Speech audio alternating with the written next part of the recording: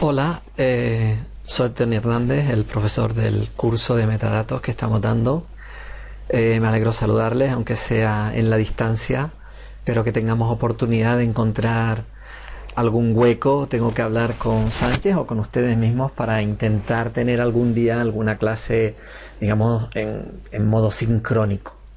Voy a hacer este pequeño vídeo simplemente para intentar cerrar el tema número 2, un tema introductorio en donde había apenas dos lecturas, una sobre metadatos y otra sobre linked data, que era lo que venía en el prontuario, y para comentar un poco lo que, pues la actividad que ha habido en el foro. Evidentemente, después de este vídeo ustedes pueden seguir entrando en el foro y comentar, hacer cualquier comentario sobre el vídeo, dudas, preguntas, o bueno, simplemente un comentario afirmativo o negativo respecto a los contenidos que a partir de ahora voy a enunciar. Primero, gracias por la cálida bienvenida. Espero que aprendamos todos juntos. Yo aprendo también leyendo y viendo sus reacciones y bueno, pues conociendo cosas que a veces uno ni se imagina. Quiero recordar cuál era la pregunta principal del foro y el objetivo del ejercicio, y la pregunta era: ¿qué metadatos contienen los dos documentos que ha subido? Quizás lo primero es preguntarnos por qué les obliga a subir dos documentos cuando en el Word ya va la fotografía.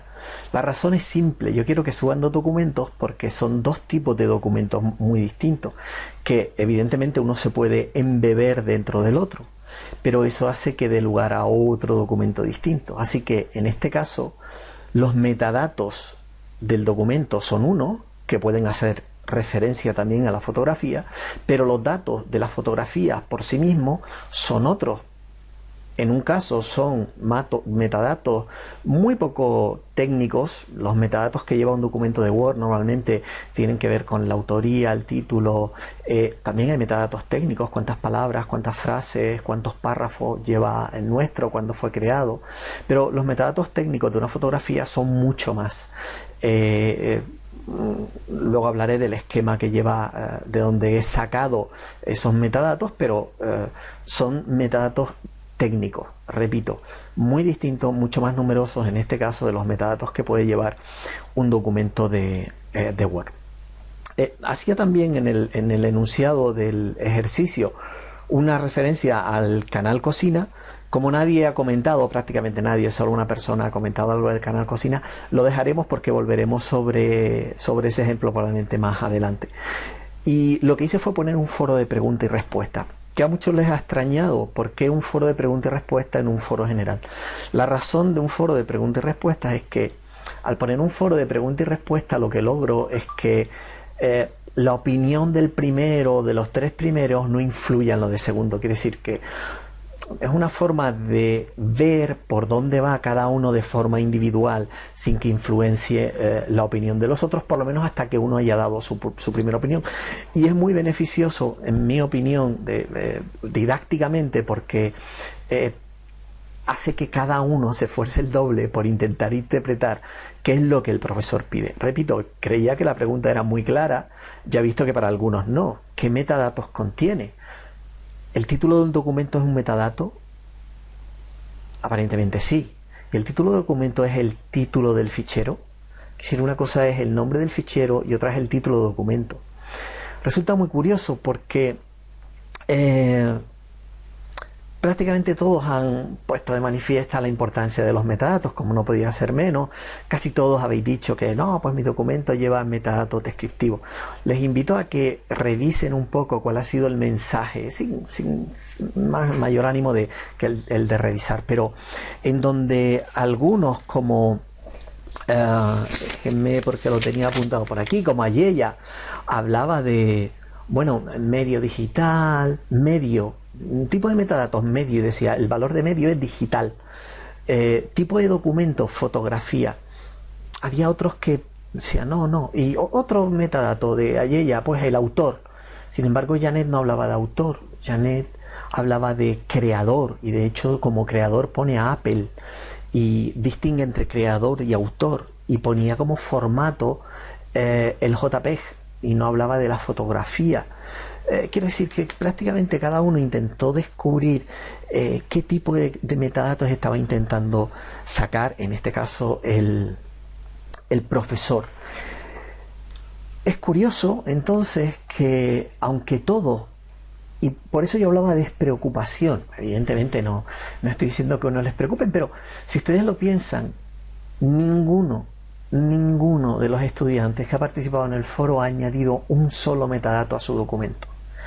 Y los metadatos los puede asignar la máquina de forma automática y bueno, es una forma. Todas las fotografías normalmente llevan nuestros metadatos, suelen ser metadatos técnicos como he dicho, pero el Word no.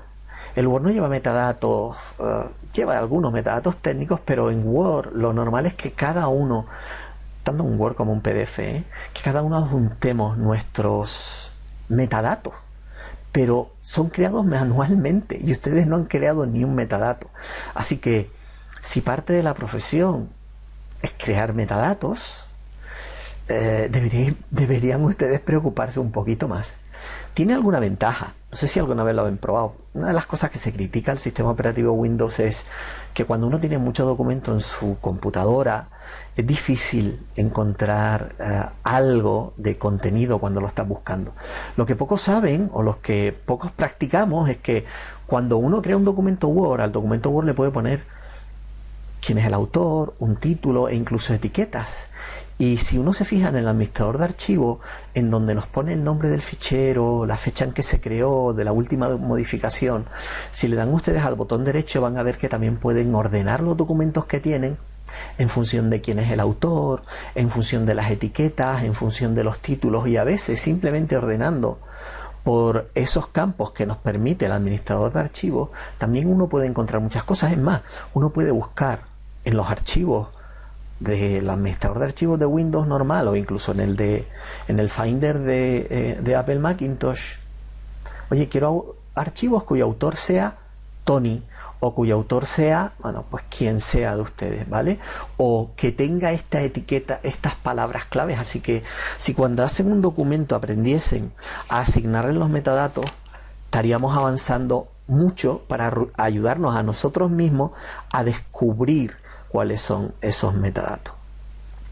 Han habido un par de comentarios que, bueno, han estado bien. Por ejemplo, ella puso una palabra clave que yo creo que solo la leí una vez, que fue la palabra clave contexto. Los metadatos lo que dan es el contexto en el que un objeto digital fue creado. En el caso de la fotografía, en algunos casos hemos podido sacar más o menos metadatos de dónde se sacó la fotografía. No me acuerdo quién, alguien la sacó en Carolina, algún otro en Park Gardens. Hemos sido capaces de detectar en algún caso si lo sacó con un iPhone X o con un LG o con un Samsung, si se usó flash o no se usó flash, ¿vale? Esto quiere decir que los metadatos van mucho más allá de lo que asignamos manualmente. Es verdad, pero no podemos dejar de pensar que la asignación de metadatos hoy por hoy sigue siendo un proceso esencialmente manual. Cuando digo esencialmente, me refiero a lo que ustedes llaman metadatos descriptivos y no metadatos técnicos. ¿De acuerdo? Los metadatos técnicos en general se pueden asignar de forma automática y los asigna la máquina.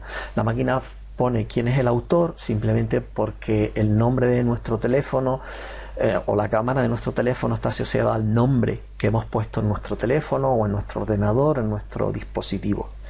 En este sentido, tenéis que pensar que una cámara en un móvil no difiere en nada, prácticamente nada más que en tamaño de los componentes de un dispositivo de cámara fotográfica como el que creamos. Lo comento porque alguien preguntaba por ahí. El esquema de metadatos de donde sacamos los metadatos de la foto, trabajamos normalmente con un esquema que se llama EXIF, EXIF. Así que si ustedes ponen por ahí EXIF o extraer metadatos de una foto o extraer metadatos EXIF. Yo he puesto debajo del vídeo de Chema Alonso, he puesto un enlace, bueno, para que hagan ustedes una prueba si quieren subiendo algún fichero y vean qué tipo de metadatos. Pero existen muchos, para la mayor parte de los programas, Photoshop, Irfan View, Photoscape, todos estos programas que gestionan imágenes normalmente nos permiten, viendo en las propiedades de la imagen o información de la imagen, nos permite ver toda esa información. No es el único esquema de formato, es más, el EXIF lo único que hace es digamos, asignar esos metadatos técnicos. Cuando queremos asignar a una foto metadatos más descriptivos, en donde se describa qué es lo que se ve en la foto, si se ve un cactus, si se ve una calle en particular, y que le queremos poner etiquetas, el otro gran estándar de metadatos es el estándar del IPTC. El IPTC es el International Telecommunication Press Council. El IPTC es un esquema de metadatos que se usa sobre todo en prensa, para que os hagáis una idea de la importancia de los metadatos. En Reuters o en cualquier agencia fotográfica de las grandes no entra una foto si esa foto no va bien descrita de a quién se ve en la foto o qué es lo que se ve en la foto. E incluso los colores, aunque los colores también últimamente se consideran datos técnicos porque las máquinas están sabiendo detectar cuál es la gama de colores predominante en una fotografía. También se están reconociendo caras y últimamente se están haciendo experimentos de yo meto una foto, no solo con foto, también con vídeo. Yo meto una foto y tenemos algunos algoritmos que son capaces de identificar a quién se ve. Bueno, eso todavía no está bien logrado, y sobre todo lo que las máquinas todavía no son capaces de lograr es el contexto, es decir, que lo que se ve es el gobernador en un lugar que quizás no sea identificable por la foto, pero nosotros sí sabemos dónde es, y que puede ser en la universidad, en la UPR, o en la casa del gobernador, o en la catedral, o en donde sea. Entonces, la palabra contexto que se introdujo por ahí era bastante importante, y estos serían los esquemas. El objetivo de este pequeño ejercicio era más que nada aprender a conocernos, que viéramos cómo funcionábamos. Ya lo iremos viendo a medida que vayamos avanzando en el curso, pero era un pequeño ejercicio simplemente para ver y para haceros ver que no estáis asignando metadatos ni a fotos ni a documentos. Y conviene, incluso en la documentación personal, esto que estamos manejando cuando hacemos nuestro Word, de nuestros trabajos, ayuda. Es posible que no nos ayude ahora porque sabemos en qué carpeta lo hemos guardado, que recordemos bien, pero no ayuda con motivos de conservación, no ayuda si alguien ajeno a nosotros debe descubrir un documento. Y puede que no pensemos en un contexto en donde eso sea necesario, pero créanme, los hay. Los hay. Otra de las cosas que salió fue el tema de la huella digital y la ética. Y junto con eso alguien colgó un vídeo de unos, no sé si eran congresistas o senadores, hablando, bueno, pues tenían como interlocutor a alguien de Google. Vamos a ver. Fíjense, bueno, les recomiendo que vean, si no han visto la película de Edward Snowden, yo se las recomiendo porque ahí se habla de metadatos. En YouTube también se puede encontrar algunos fragmentos, aunque es solo audio y no es muy recomendable. Pero bueno, fíjense si los metadatos y todo el problema de la ética y lo que hay detrás de los metadatos es importante, que es en lo que se basa la NSA para hacer el seguimiento que hacen de todos nosotros, estés en Puerto Rico o estés en España o estés en China. China lo tiene un poquito más difícil, pero tampoco tanto. Lo que hacen es estudiar los metadatos, y cuando hablas con gente que se dedica al tema de la seguridad, lo que te dicen es, bueno, esto tiene además que ver con derechos constitucionales de Estados Unidos, que el FBI y las agencias de inteligencia ya ni siquiera necesitan pedir un permiso al juez para saber cuál es el contenido de nuestras conversaciones. Simplemente, como tienen acceso a quién llama, en dónde está, además lo pueden triangular para ver quién está cerca de ti. Y si quien está cerca de ti es alguien a quien tú has llamado, pueden relacionar. O si coincides con alguien en 4 sitios diferentes, solo con los metadatos ya no necesitan ni siquiera escuchar, porque trazan tanta información sobre ti, de a quién llamas, cuánto tiempo hablas, en dónde te encuentras con él, sin tener que pedir una orden a un juez.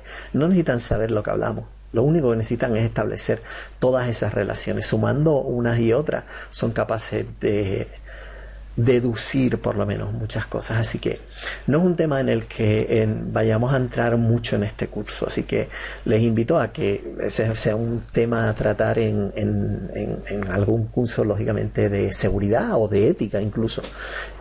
Nosotros vamos a ver los metadatos desde otro punto de vista. Respecto al vídeo de los congresistas, bueno, yo creo que se mezclan varias cosas.